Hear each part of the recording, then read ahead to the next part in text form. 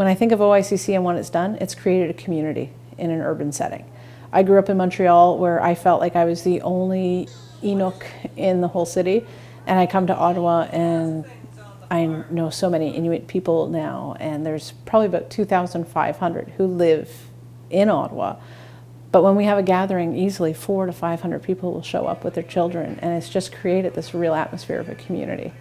So within our programs, our kids are doing things like having access to their traditional foods, so having the raw char and raw caribou and eating it and learning about it. This Inuit Day, we had seal brought down, and the kids got to see that and feast on that as well. They're learning about their culture. They're learning how to throat sing. They're learning how to drum and do drum dancing.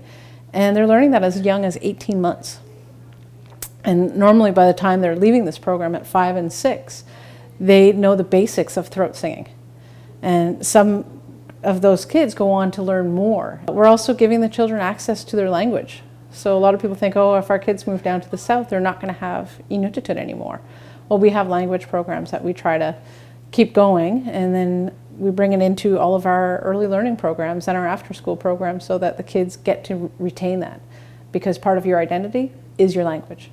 I speak my native tongue all morning, 2.5 hours, and sometime I got myself, like tomorrow is my Inuk Day with a Head Start. That means try not to speak English, everything in Inuktitut.